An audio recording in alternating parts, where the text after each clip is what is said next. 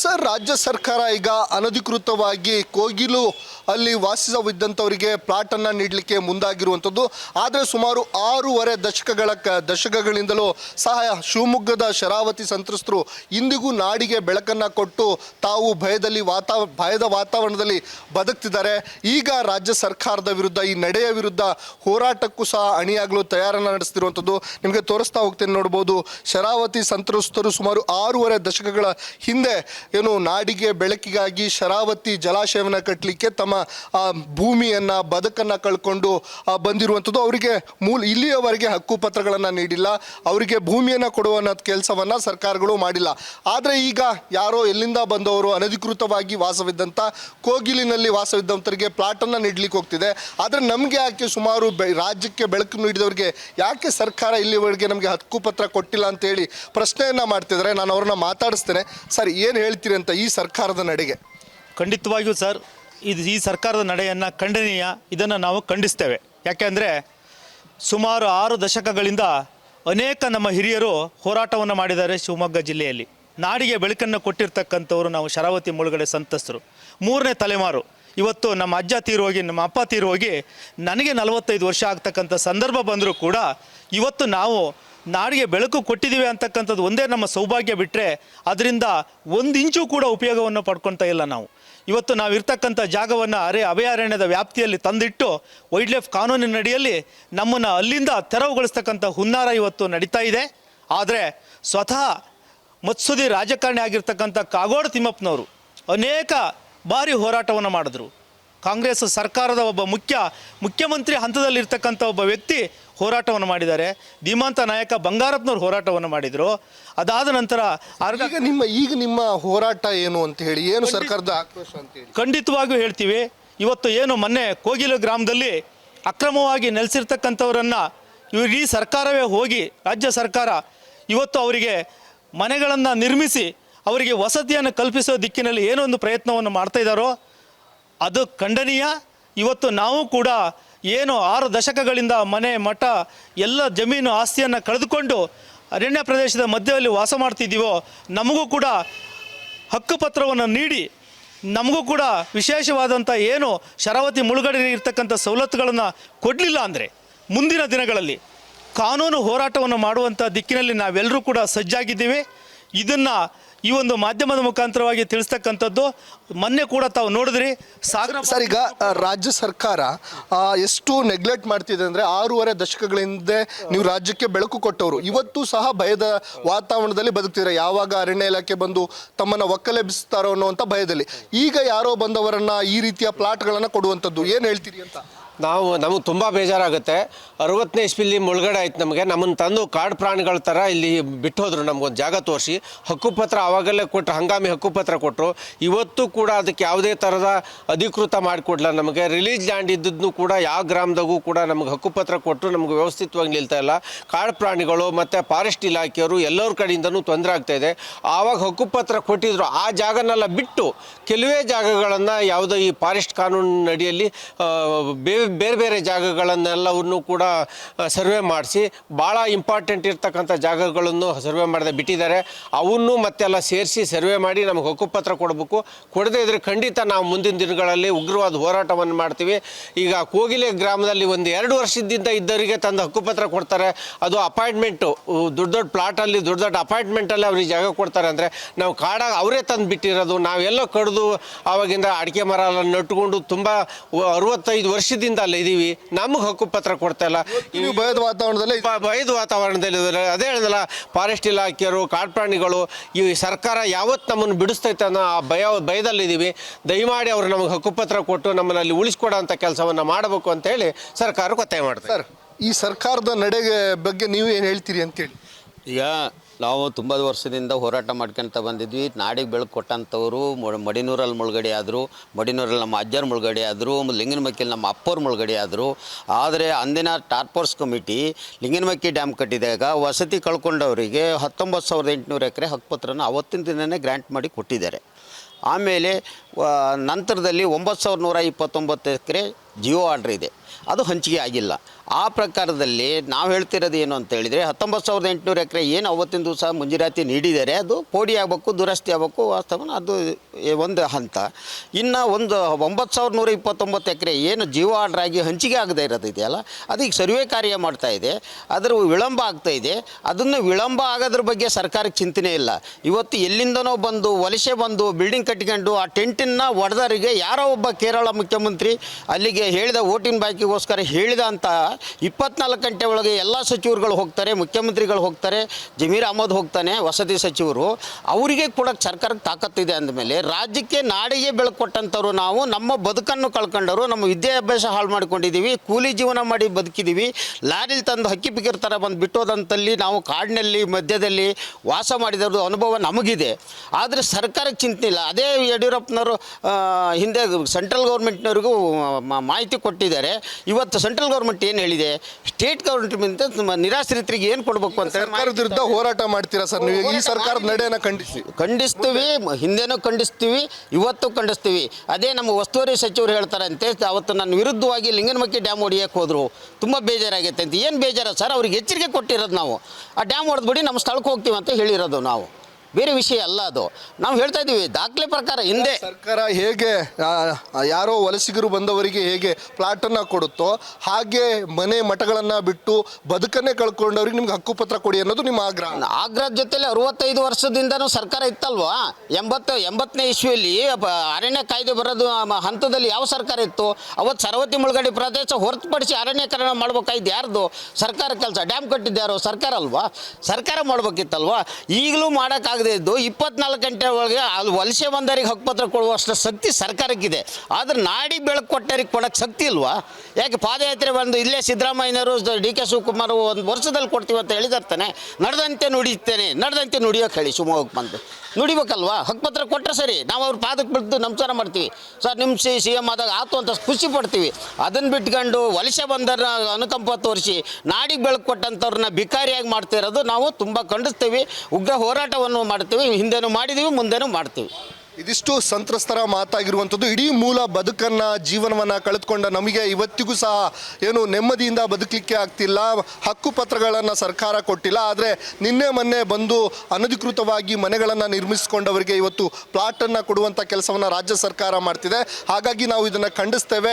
ಕೂಡಲೇ ಸರ್ಕಾರ ಗಮನವಹಿಸಿ ಶರಾವತಿ ಸಂತ್ರಸ್ತರಿಗೆ ಹಕ್ಕುಪತ್ರವನ್ನು ಕೊಡಬೇಕು, ಇಲ್ಲ ಎಂದರೆ ಮುಂದಿನ ದಿನಗಳಲ್ಲಿ ಸಾಕಷ್ಟು ಹೋರಾಟವನ್ನು ಮಾಡ್ತೇವೆ ಅಂತೇಳಿ ಎಚ್ಚರಿಕೆಯನ್ನು ಸಹ ನೀಡಿರುವಂಥದ್ದು. ಭೀಮನಾಯ್ಕ, ರಿಪಬ್ಲಿಕ್ ಕನ್ನಡ, ಶಿವಮೊಗ್ಗ. ಸರ್, ರಾಜ್ಯ ಸರ್ಕಾರ ಈಗ ಅನಧಿಕೃತವಾಗಿ ಕೋಗಿಲು ಅಲ್ಲಿ ವಾಸಿಸವಿದ್ದಂಥವರಿಗೆ ಪ್ಲಾಟನ್ನು ನೀಡಲಿಕ್ಕೆ ಮುಂದಾಗಿರುವಂಥದ್ದು. ಆದರೆ ಸುಮಾರು 6.5 ದಶಕಗಳಿಂದಲೂ ಸಹ ಶಿವಮೊಗ್ಗದ ಶರಾವತಿ ಸಂತ್ರಸ್ತರು ಇಂದಿಗೂ ನಾಡಿಗೆ ಬೆಳಕನ್ನು ಕೊಟ್ಟು ತಾವು ಭಯದ ವಾತಾವರಣದಲ್ಲಿ ಬದುಕ್ತಿದ್ದಾರೆ.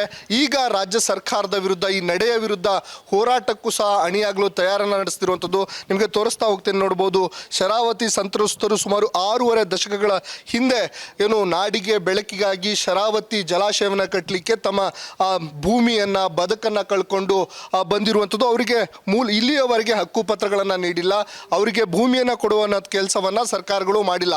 ಆದರೆ ಈಗ ಯಾರೋ ಎಲ್ಲಿಂದ ಬಂದವರು ಅನಧಿಕೃತವಾಗಿ ವಾಸವಿದ್ದಂಥ ಕೋಗಿಲಿನಲ್ಲಿ ವಾಸವಿದ್ದಂಥವರಿಗೆ ಪ್ಲಾಟನ್ನು ನೀಡಲಿಕ್ಕೆ ಹೋಗ್ತಿದೆ. ಆದರೆ ನಮಗೆ ಯಾಕೆ ಸುಮಾರು ರಾಜ್ಯಕ್ಕೆ ಬೆಳಕು ನೀಡಿದವರಿಗೆ ಯಾಕೆ ಸರ್ಕಾರ ಇಲ್ಲಿವರೆಗೆ ನಮಗೆ ಹಕ್ಕುಪತ್ರ ಕೊಟ್ಟಿಲ್ಲ ಅಂತೇಳಿ ಪ್ರಶ್ನೆಯನ್ನು ಮಾಡ್ತಿದ್ದಾರೆ. ನಾನು ಅವ್ರನ್ನ ಮಾತಾಡಿಸ್ತೇನೆ. ಸರ್, ಏನು ಹೇಳ್ತೀರಿ ಅಂತ ಈ ಸರ್ಕಾರದ ನಡೆಗೆ? ಖಂಡಿತವಾಗಿಯೂ ಸರ್, ಈ ಸರ್ಕಾರದ ನಡೆಯನ್ನು ಖಂಡನೀಯ. ಇದನ್ನು ನಾವು ಖಂಡಿಸ್ತೇವೆ. ಯಾಕೆಂದರೆ ಸುಮಾರು 6 ದಶಕಗಳಿಂದ ಅನೇಕ ನಮ್ಮ ಹಿರಿಯರು ಹೋರಾಟವನ್ನು ಮಾಡಿದ್ದಾರೆ ಶಿವಮೊಗ್ಗ ಜಿಲ್ಲೆಯಲ್ಲಿ. ನಾಡಿಗೆ ಬೆಳಕನ್ನು ಕೊಟ್ಟಿರ್ತಕ್ಕಂಥವ್ರು ನಾವು ಶರಾವತಿ ಮುಳುಗಡೆ ಸಂತ್ರಸ್ತರು. 3ನೇ ತಲೆಮಾರು. ಇವತ್ತು ನಮ್ಮ ಅಜ್ಜ ತೀರೋಗಿ, ನಮ್ಮ ಅಪ್ಪ ತೀರೋಗಿ ನನಗೆ 45 ವರ್ಷ ಆಗ್ತಕ್ಕಂಥ ಸಂದರ್ಭ ಬಂದರೂ ಕೂಡ ಇವತ್ತು ನಾವು ನಾಡಿಗೆ ಬೆಳಕು ಕೊಟ್ಟಿದ್ದೀವಿ ಅಂತಕ್ಕಂಥದ್ದು ಒಂದೇ ನಮ್ಮ ಸೌಭಾಗ್ಯ. ಬಿಟ್ಟರೆ ಅದರಿಂದ 1 ಇಂಚು ಕೂಡ ಉಪಯೋಗವನ್ನು ಪಡ್ಕೊಳ್ತಾ ಇಲ್ಲ ನಾವು. ಇವತ್ತು ನಾವು ಇರ್ತಕ್ಕಂಥ ಜಾಗವನ್ನು ಅಭಯಾರಣ್ಯದ ವ್ಯಾಪ್ತಿಯಲ್ಲಿ ತಂದಿಟ್ಟು ವೈಲ್ಡ್ ಲೈಫ್ ಕಾನೂನಿನ ಅಡಿಯಲ್ಲಿ ನಮ್ಮನ್ನು ಅಲ್ಲಿಂದ ತೆರವುಗೊಳಿಸ್ತಕ್ಕಂಥ ಹುನ್ನಾರ ಇವತ್ತು ನಡೀತಾ ಇದೆ. ಆದರೆ ಸ್ವತಃ ಮತ್ಸುದಿ ರಾಜಕಾರಣಿ ಆಗಿರ್ತಕ್ಕಂಥ ಕಾಗೋಡು ತಿಮ್ಮಪ್ಪನವರು ಅನೇಕ ಬಾರಿ ಹೋರಾಟವನ್ನು ಮಾಡಿದ್ರು. ಕಾಂಗ್ರೆಸ್ ಸರ್ಕಾರದ ಒಬ್ಬ ಮುಖ್ಯಮಂತ್ರಿ ಹಂತದಲ್ಲಿರ್ತಕ್ಕಂಥ ಒಬ್ಬ ವ್ಯಕ್ತಿ ಹೋರಾಟವನ್ನು ಮಾಡಿದ್ದಾರೆ. ಧೀಮಂತ ನಾಯಕ ಬಂಗಾರಪ್ಪನವ್ರು ಹೋರಾಟವನ್ನು ಮಾಡಿದರು. ಅದಾದ ನಂತರ ಈಗ ನಿಮ್ಮ ಹೋರಾಟ ಏನು ಅಂತ ಹೇಳಿ, ಏನು ಸರ್ಕಾರದ ಆಕ್ರೋಶ ಅಂತ ಹೇಳಿ? ಖಂಡಿತವಾಗಿಯೂ ಹೇಳ್ತೀವಿ. ಇವತ್ತು ಏನು ಮೊನ್ನೆ ಕೋಗಿಲು ಗ್ರಾಮದಲ್ಲಿ ಅಕ್ರಮವಾಗಿ ನೆಲೆಸಿರ್ತಕ್ಕಂಥವರನ್ನು ಇಡೀ ಸರ್ಕಾರವೇ ಹೋಗಿ, ರಾಜ್ಯ ಸರ್ಕಾರ ಇವತ್ತು ಅವರಿಗೆ ಮನೆಗಳನ್ನು ನಿರ್ಮಿಸಿ ಅವರಿಗೆ ವಸತಿಯನ್ನು ಕಲ್ಪಿಸೋ ದಿಕ್ಕಿನಲ್ಲಿ ಏನೊಂದು ಪ್ರಯತ್ನವನ್ನು ಮಾಡ್ತಾ ಇದ್ದಾರೋ ಅದು ಖಂಡನೀಯ. ಇವತ್ತು ನಾವು ಕೂಡ ಏನು 6 ದಶಕಗಳಿಂದ ಮನೆ ಮಠ ಎಲ್ಲ ಜಮೀನು ಆಸ್ತಿಯನ್ನು ಕಳೆದುಕೊಂಡು ಅರಣ್ಯ ಪ್ರದೇಶದ ಮಧ್ಯದಲ್ಲಿ ವಾಸ ಮಾಡ್ತಿದ್ದೀವೋ, ನಮಗೂ ಕೂಡ ಹಕ್ಕುಪತ್ರವನ್ನು ನೀಡಿ ನಮಗೂ ಕೂಡ ವಿಶೇಷವಾದಂಥ ಏನು ಶರಾವತಿ ಮುಳುಗಡೆ ಇರ್ತಕ್ಕಂಥ ಸವಲತ್ತುಗಳನ್ನು ಕೊಡಲಿಲ್ಲ ಅಂದರೆ ಮುಂದಿನ ದಿನಗಳಲ್ಲಿ ಕಾನೂನು ಹೋರಾಟವನ್ನು ಮಾಡುವಂಥ ದಿಕ್ಕಿನಲ್ಲಿ ನಾವೆಲ್ಲರೂ ಕೂಡ ಸಜ್ಜಾಗಿದ್ದೀವಿ. ಇದನ್ನು ಈ ಒಂದು ಮಾಧ್ಯಮದ ಮುಖಾಂತರವಾಗಿ ತಿಳಿಸ್ತಕ್ಕಂಥದ್ದು. ಮೊನ್ನೆ ಕೂಡ ತಾವು ನೋಡಿದ್ರಿ ಸರ್, ಈಗ ರಾಜ್ಯ ಸರ್ಕಾರ ಎಷ್ಟು ನೆಗ್ಲೆಕ್ಟ್ ಮಾಡ್ತಿದೆ ಅಂದರೆ 6.5 ದಶಕಗಳ ಹಿಂದೆ ನೀವು ರಾಜ್ಯಕ್ಕೆ ಬೆಳಕು ಕೊಟ್ಟವರು ಇವತ್ತು ಸಹ ಭಯದ ವಾತಾವರಣದಲ್ಲಿ ಬದುಕ್ತಿದ್ದಾರೆ. ಯಾವಾಗ ಅರಣ್ಯ ಇಲಾಖೆ ಬಂದು ತಮ್ಮನ್ನು ಒಕ್ಕಲೆಬ್ಬಿಸ್ತಾರೋ ಅನ್ನುವಂಥ ಭಯದಲ್ಲಿ ಈಗ ಯಾರೋ ಬಂದವರನ್ನ ಈ ರೀತಿಯ ಪ್ಲಾಟ್ಗಳನ್ನು ಕೊಡುವಂಥದ್ದು ಏನು ಹೇಳ್ತೀರಿ ಅಂತ? ನಮಗೆ ತುಂಬ ಬೇಜಾರಾಗುತ್ತೆ. 60ನೇ ಇಸ್ವಿಲಿ ಮುಳುಗಡೆ ಆಯ್ತು. ನಮ್ಮನ್ನು ತಂದು ಕಾಡು ಪ್ರಾಣಿಗಳ ಥರ ಇಲ್ಲಿ ಬಿಟ್ಟು ಹೋದರು. ನಮಗೊಂದು ಜಾಗ ತೋರಿಸಿ ಹಕ್ಕುಪತ್ರ ಆವಾಗಲೇ ಕೊಟ್ಟರು, ಹಂಗಾಮಿ ಹಕ್ಕುಪತ್ರ ಕೊಟ್ಟರು. ಇವತ್ತು ಕೂಡ ಅದಕ್ಕೆ ಯಾವುದೇ ಥರದ ಅಧಿಕೃತ ಮಾಡಿಕೊಡ್ಲ. ನಮಗೆ ರಿಲೀಸ್ ಲ್ಯಾಂಡ್ ಇದ್ದದ್ದು ಕೂಡ ಯಾವ ಗ್ರಾಮದಾಗೂ ಕೂಡ ನಮಗೆ ಹಕ್ಕುಪತ್ರ ಕೊಟ್ಟರು ನಮಗೆ ವ್ಯವಸ್ಥಿತವಾಗಿ ನಿಲ್ತಾ ಇಲ್ಲ. ಕಾಡು ಪ್ರಾಣಿಗಳು ಮತ್ತು ಫಾರೆಸ್ಟ್ ಇಲಾಖೆಯವರು ಎಲ್ಲರ ಕಡೆಯಿಂದನೂ ತೊಂದರೆ ಆಗ್ತಾಯಿದೆ. ಆವಾಗ ಹಕ್ಕುಪತ್ರ ಕೊಟ್ಟಿದ್ರು, ಆ ಜಾಗನೆಲ್ಲ ಬಿಟ್ಟು ಕೆಲವೇ ಜಾಗಗಳನ್ನು ಯಾವುದೋ ಈ ಫಾರೆಸ್ಟ್ ಕಾನೂನಿನ ಅಡಿಯಲ್ಲಿ ಬೇರೆ ಬೇರೆ ಜಾಗಗಳನ್ನೆಲ್ಲವನ್ನು ಕೂಡ ಸರ್ವೆ ಮಾಡಿಸಿ ಭಾಳ ಇಂಪಾರ್ಟೆಂಟ್ ಇರ್ತಕ್ಕಂಥ ಜಾಗಗಳನ್ನು ಸರ್ವೆ ಮಾಡದೆ ಬಿಟ್ಟಿದ್ದಾರೆ. ಅವನ್ನು ಮತ್ತೆಲ್ಲ ಸೇರಿಸಿ ಸರ್ವೆ ಮಾಡಿ ನಮಗೆ ಹಕ್ಕುಪತ್ರ ಕೊಡಬೇಕು. ಕೊಡದೇ ಇದ್ದರೆ ಖಂಡಿತ ನಾವು ಮುಂದಿನ ದಿನಗಳಲ್ಲಿ ಉಗ್ರವಾದ ಹೋರಾಟವನ್ನು ಮಾಡ್ತೀವಿ. ಈಗ ಕೋಗಿಲೆ ಗ್ರಾಮದಲ್ಲಿ 1-2 ವರ್ಷದಿಂದ ಇದ್ದವರಿಗೆ ತಂದು ಹಕ್ಕುಪತ್ರ ಕೊಡ್ತಾರೆ. ಅದು ಅಪಾಯಿಂಟ್ಮೆಂಟು, ದೊಡ್ಡ ದೊಡ್ಡ ಪ್ಲಾಟಲ್ಲಿ ದೊಡ್ಡ ದೊಡ್ಡ ಅಪಾಯಿಂಟ್ಮೆಂಟಲ್ಲಿ ಅವ್ರಿಗೆ ಜಾಗ ಕೊಡ್ತಾರೆ. ಅಂದರೆ ನಾವು ಕಾಡಾಗ ಅವರೇ ತಂದು ಬಿಟ್ಟಿರೋದು, ನಾವೆಲ್ಲೋ ಕಡಿದು ಆವಾಗಿಂದ ಅಡಿಕೆ ಮರ ಎಲ್ಲ ನಟ್ಕೊಂಡು ತುಂಬ 65 ವರ್ಷದಿಂದ ಅಲ್ಲ ಇದ್ದೀವಿ. ನಮಗೆ ಹಕ್ಕುಪತ್ರ ಕೊಡ್ತಾ ಇಲ್ಲ. ಭಯದ ವಾತಾವರಣದಲ್ಲಿ ಅದೇ ಹೇಳಿದಲ್ಲ, ಫಾರೆಸ್ಟ್ ಇಲಾಖೆಯವರು, ಕಾಡು ಪ್ರಾಣಿಗಳು, ಈ ಸರ್ಕಾರ ಯಾವತ್ತು ನಮ್ಮನ್ನು ಬಿಡಿಸ್ತೈತೆ ಅನ್ನೋ ಆ ಭಯದಲ್ಲಿದ್ದೀವಿ. ದಯಮಾಡಿ ಅವರು ನಮಗೆ ಹಕ್ಕುಪತ್ರ ಕೊಟ್ಟು ನಮ್ಮನ್ನು ಅಲ್ಲಿ ಉಳಿಸ್ಕೊಡೋ ಅಂಥ ಕೆಲಸವನ್ನು ಮಾಡಬೇಕು ಅಂತ ಹೇಳಿ ಸರ್ಕಾರಕ್ಕೆ ಒತ್ತಾಯ ಮಾಡ್ತಾರೆ. ಸರ್, ಈ ಸರ್ಕಾರದ ನಡೆಗೆ ಬಗ್ಗೆ ನೀವು ಏನು ಹೇಳ್ತೀರಿ ಅಂತೇಳಿ? ಈಗ ನಾವು ತುಂಬ ವರ್ಷದಿಂದ ಹೋರಾಟ ಮಾಡ್ಕೊತ ಬಂದಿದ್ವಿ. ನಾಡಿಗೆ ಬೆಳಕು ಕೊಟ್ಟಂಥವ್ರು ಮಡಿನೂರಲ್ಲಿ ಮುಳುಗಡೆ ಆದರು, ಮಡಿನೂರಲ್ಲಿ ನಮ್ಮ ಅಜ್ಜರ ಮುಳುಗಡೆ ಆದರು, ಲಿಂಗನಮಕ್ಕಿಲಿ ನಮ್ಮ ಅಪ್ಪವ್ರ ಮುಳುಗಡೆ ಆದರು. ಆದರೆ ಅಂದಿನ ಟಾರ್ಪೋರ್ಸ್ ಕಮಿಟಿ ಲಿಂಗನಮಕ್ಕಿ ಡ್ಯಾಮ್ ಕಟ್ಟಿದಾಗ ವಸತಿ ಕಳ್ಕೊಂಡವರಿಗೆ 19,800 ಎಕರೆ ಹಕ್ಕುಪತ್ರನ ಅವತ್ತಿನ ದಿನವೇ ಗ್ರ್ಯಾಂಟ್ ಮಾಡಿ ಕೊಟ್ಟಿದ್ದಾರೆ. ಆಮೇಲೆ ನಂತರದಲ್ಲಿ 9,129 ಎಕರೆ ಜಿಯೋ ಆರ್ಡ್ರ್ ಇದೆ, ಅದು ಹಂಚಿಕೆ ಆಗಿಲ್ಲ. ಆ ಪ್ರಕಾರದಲ್ಲಿ ನಾವು ಹೇಳ್ತಿರೋದು ಏನು ಅಂತ ಹೇಳಿದರೆ 19,800 ಎಕರೆ ಏನು ಅವತ್ತಿನ ದಿವಸ ಮಂಜೂರಾತಿ ನೀಡಿದ್ದಾರೆ ಅದು ಪೋಡಿ ಆಗಬೇಕು, ದುರಸ್ತಿ ಆಗಬೇಕು, ವಾಸ್ತವನ ಅದು ಒಂದು ಹಂತ. ಇನ್ನು ಒಂದು 9,129 ಎಕರೆ ಏನು ಜಿಯೋ ಆರ್ಡ್ರ್ ಆಗಿ ಹಂಚಿಕೆ ಆಗದೆ ಇರೋದಿದೆಯಲ್ಲ, ಅದೀಗ ಸರ್ವೆ ಕಾರ್ಯ ಮಾಡ್ತಾ ಇದೆ, ಅದರ ವಿಳಂಬ ಆಗ್ತಾ ಇದೆ. ಅದನ್ನು ವಿಳಂಬ ಆಗೋದ್ರ ಬಗ್ಗೆ ಸರ್ಕಾರಕ್ಕೆ ಚಿಂತನೆ ಇಲ್ಲ. ಇವತ್ತು ಎಲ್ಲಿಂದನೋ ಬಂದು ವಲಸೆ ಬಂದು ಬಿಲ್ಡಿಂಗ್ ಕಟ್ಕೊಂಡು ಆ ಟೆಂಟನ್ನು ಒಡೆದವರಿಗೆ ಯಾರೋ ಒಬ್ಬ ಕೇರಳ ಮುಖ್ಯಮಂತ್ರಿ ಅಲ್ಲಿಗೆ ಹೇಳಿದ ವೋಟಿಂಗ್ ಬಾಕಿಗೋಸ್ಕರ ಹೇಳಿದ ಅಂತ 24 ಗಂಟೆ ಒಳಗೆ ಎಲ್ಲ ಸಚಿವರುಗಳು ಹೋಗ್ತಾರೆ, ಮುಖ್ಯಮಂತ್ರಿಗಳು ಹೋಗ್ತಾರೆ, ಜಮೀರ್ ಅಹಮದ್ ಹೋಗ್ತಾನೆ, ವಸತಿ ಸಚಿವರು. ಅವರಿಗೆ ಕೂಡ ಸರ್ಕಾರಕ್ಕೆ ತಾಕತ್ತಿದೆ ಅಂದಮೇಲೆ ರಾಜ್ಯಕ್ಕೆ ನಾಡಿಗೆ ಬೆಳಕು ಕೊಟ್ಟಂಥವ್ರು ನಾವು ನಮ್ಮ ಬದುಕನ್ನು ಕಳ್ಕೊಂಡವರು, ನಮ್ಮ ವಿದ್ಯಾಭ್ಯಾಸ ಹಾಳು ಮಾಡ್ಕೊಂಡಿದ್ದೀವಿ, ಕೂಲಿ ಜೀವನ ಮಾಡಿ ಬದುಕಿದ್ದೀವಿ. ಲಾರಿಲಿ ತಂದು ಹಕ್ಕಿ ಪಿಕ್ಕಿರ ಥರ ಬಂದು ಬಿಟ್ಟೋದಂತಲ್ಲಿ ನಾವು ಕಾಡಿನಲ್ಲಿ ಮಧ್ಯದಲ್ಲಿ ವಾಸ ಮಾಡಿದವ್ರದ್ದು ಅನುಭವ ನಮಗಿದೆ. ಆದರೆ ಸರ್ಕಾರಕ್ಕೆ ಚಿಂತೆ ಇಲ್ಲ. ಅದೇ ಯಡಿಯೂರಪ್ಪನವರು ಹಿಂದೆ ಸೆಂಟ್ರಲ್ ಗೌರ್ಮೆಂಟ್ನವ್ರಿಗೂ ಮಾಹಿತಿ ಕೊಟ್ಟಿದ್ದಾರೆ. ಇವತ್ತು ಸೆಂಟ್ರಲ್ ಗೌರ್ಮೆಂಟ್ ಏನು ಹೇಳಿದೆ, ಸ್ಟೇಟ್ ಗೌರ್ಮೆಂಟ್ ನಿರಾಶ್ರಿತರಿಗೆ ಏನು ಕೊಡಬೇಕು ಅಂತ ಸರ್ಕಾರದ ವಿರುದ್ಧ ಹೋರಾಟ ಮಾಡ್ತೀರಾ ಸರ್ ನೀವು? ಈ ಸರ್ಕಾರದ ನಡೆಯನ್ನು ಖಂಡಿಸ್ತೀವಿ, ಹಿಂದೆನೂ ಖಂಡಿಸ್ತೀವಿ, ಇವತ್ತು ಖಂಡಿಸ್ತೀವಿ. ಅದೇ ನಮ್ಮ ಉಸ್ತುವಾರಿ ಸಚಿವರು ಹೇಳ್ತಾರಂತೆ, ಅವತ್ತು ನನ್ನ ವಿರುದ್ಧವಾಗಿ ಲಿಂಗನಮಕ್ಕಿ ಡ್ಯಾಮ್ ಹೊಡಿಯೋಕ್ಕೆ ಹೋದರು, ತುಂಬ ಬೇಜಾರಾಗೈತೆ ಅಂತ. ಏನು ಬೇಜಾರ ಸರ್? ಅವ್ರಿಗೆ ಎಚ್ಚರಿಕೆ ಕೊಟ್ಟಿರೋದು ನಾವು. ಆ ಡ್ಯಾಮ್ ಹೊಡೆದ್ಬಿಡಿ ನಮ್ಮ ಸ್ಥಳಕ್ಕೆ ಹೋಗ್ತೀವಿ ಅಂತ ಹೇಳಿರೋದು ನಾವು, ಬೇರೆ ವಿಷಯ ಅಲ್ಲ ಅದು. ನಾವು ಹೇಳ್ತಾ ಇದ್ದೀವಿ ದಾಖಲೆ ಪ್ರಕಾರ. ಹಿಂದೆ ಸರ್ಕಾರ ಹೇಗೆ ಯಾರೋ ವಲಸಿಗರು ಬಂದವರಿಗೆ ಹೇಗೆ ಪ್ಲಾಟನ್ನು ಕೊಡುತ್ತೋ ಹಾಗೆ ಮನೆ ಮಠಗಳನ್ನು ಬಿಟ್ಟು ಬದುಕನ್ನೇ ಕಳ್ಕೊಂಡವ್ರಿಗೆ ನಿಮ್ಗೆ ಹಕ್ಕುಪತ್ರ ಕೊಡಿ ಅನ್ನೋದು ನಿಮ್ಮ ಆಗ್ರಹದ ಜೊತೆಲಿ 65 ವರ್ಷದಿಂದನೂ ಸರ್ಕಾರ ಇತ್ತಲ್ವಾ? 80ನೇ ಇಸ್ವಿಯಲ್ಲಿ ಅರಣ್ಯ ಕಾಯ್ದೆ ಬರೋದು ಹಂತದಲ್ಲಿ ಯಾವ ಸರ್ಕಾರ ಇತ್ತು? ಅವತ್ತು ಶರಾವತಿ ಮುಳುಗಡೆ ಪ್ರದೇಶ ಹೊರತುಪಡಿಸಿ ಅರಣ್ಯೀಕರಣ ಮಾಡ್ಬೇಕಾಯ್ತು ಯಾರ್ದು? ಸರ್ಕಾರ ಕೆಲಸ. ಡ್ಯಾಮ್ ಕಟ್ಟಿದ್ದು ಯಾರು? ಸರ್ಕಾರ ಅಲ್ವಾ? ಸರ್ಕಾರ ಮಾಡ್ಬೇಕಿತ್ತಲ್ವಾ? ಈಗಲೂ ಮಾಡೋಕ್ಕಾಗದೆ ಆಗದೇ ಇದ್ದು 24 ಗಂಟೆ ಒಳಗೆ ಅಲ್ಲಿ ವಲಸೆ ಬಂದವರಿಗೆ ಹಕ್ಕುಪತ್ರ ಕೊಡುವಷ್ಟು ಶಕ್ತಿ ಸರ್ಕಾರಕ್ಕಿದೆ. ಆದರೆ ನಾಡಿ ಬೆಳಕು ಕೊಟ್ಟರಿಗೆ ಕೊಡೋಕ್ಕೆ ಶಕ್ತಿ ಇಲ್ವಾ? ಯಾಕೆ ಪಾದಯಾತ್ರೆ ಬಂದು ಇಲ್ಲೇ ಸಿದ್ದರಾಮಯ್ಯನವರು DK ಶಿವಕುಮಾರ್ 1 ವರ್ಷದಲ್ಲಿ ಕೊಡ್ತೀವಿ ಅಂತ ಹೇಳಿದಾರ್ತಾನೆ. ನಡೆದಂತೆ ನುಡಿತೇನೆ, ನಡೆದಂತೆ ನುಡಿಯೋಕೆ ಹೇಳಿ ಶಿವಮೊಗ್ಗಕ್ಕೆ ಬಂದು ನುಡಿಬೇಕಲ್ವಾ? ಹಕ್ಕುಪತ್ರ ಕೊಟ್ಟರೆ ಸರಿ, ನಾವು ಅವ್ರ ಪಾದಕ್ಕೆ ಬಿದ್ದು ನಮಸ್ಕಾರ ಮಾಡ್ತೀವಿ. ಸರ್ ನಿಮ್ಮ CM ಆದಾಗ ಆತು ಅಂತ ಖುಷಿ ಪಡ್ತೀವಿ. ಅದನ್ನು ಬಿಟ್ಕೊಂಡು ವಲಸೆ ಬಂದರ ಅನುಕಂಪ ತೋರಿಸಿ ನಾಡಿಗೆ ಬೆಳಕು ಕೊಟ್ಟಂಥವ್ರನ್ನ ಭಿಕಾರಿಯಾಗಿ ಮಾಡ್ತಿರೋದು ನಾವು ತುಂಬ ಖಂಡಿಸ್ತೀವಿ. ಉಗ್ರ ಹೋರಾಟವನ್ನು ಮಾಡ್ತೀವಿ, ಹಿಂದೆನೂ ಮಾಡಿದ್ದೀವಿ, ಮುಂದೆನೂ ಮಾಡ್ತೀವಿ. ಇದಿಷ್ಟು ಸಂತ್ರಸ್ತರ ಮಾತಾಗಿರುವಂಥದ್ದು. ಇಡೀ ಮೂಲ ಬದುಕನ್ನು ಜೀವನವನ್ನು ಕಳೆದುಕೊಂಡ ನಮಗೆ ಇವತ್ತಿಗೂ ಸಹ ಏನು ನೆಮ್ಮದಿಯಿಂದ ಬದುಕಲಿಕ್ಕೆ ಆಗ್ತಿಲ್ಲ. ಹಕ್ಕುಪತ್ರಗಳನ್ನು ಸರ್ಕಾರ ಕೊಟ್ಟಿಲ್ಲ. ಆದರೆ ನಿನ್ನೆ ಮೊನ್ನೆ ಬಂದು ಅನಧಿಕೃತವಾಗಿ ಮನೆಗಳನ್ನು ನಿರ್ಮಿಸಿಕೊಂಡವರಿಗೆ ಇವತ್ತು ಪ್ಲಾಟನ್ನು ಕೊಡುವಂಥ ಕೆಲಸವನ್ನು ರಾಜ್ಯ ಸರ್ಕಾರ ಮಾಡ್ತಿದೆ. ಹಾಗಾಗಿ ನಾವು ಇದನ್ನು ಖಂಡಿಸ್ತೇವೆ. ಕೂಡಲೇ ಸರ್ಕಾರ ಗಮನವಹಿಸಿ ಶರಾವತಿ ಸಂತ್ರಸ್ತರಿಗೆ ಹಕ್ಕುಪತ್ರವನ್ನು ಕೊಡಬೇಕು. ಇಲ್ಲ ಅಂದರೆ ಮುಂದಿನ ದಿನಗಳಲ್ಲಿ ಸಾಕಷ್ಟು ಹೋರಾಟವನ್ನು ಮಾಡ್ತೇವೆ ಅಂತೇಳಿ ಎಚ್ಚರಿಕೆಯನ್ನು ಸಹ ನೀಡಿರುವಂಥದ್ದು. ಭೀಮಾ ನಾಯ್ಕ, ರಿಪಬ್ಲಿಕ್ ಕನ್ನಡ, ಶಿವಮೊಗ್ಗ.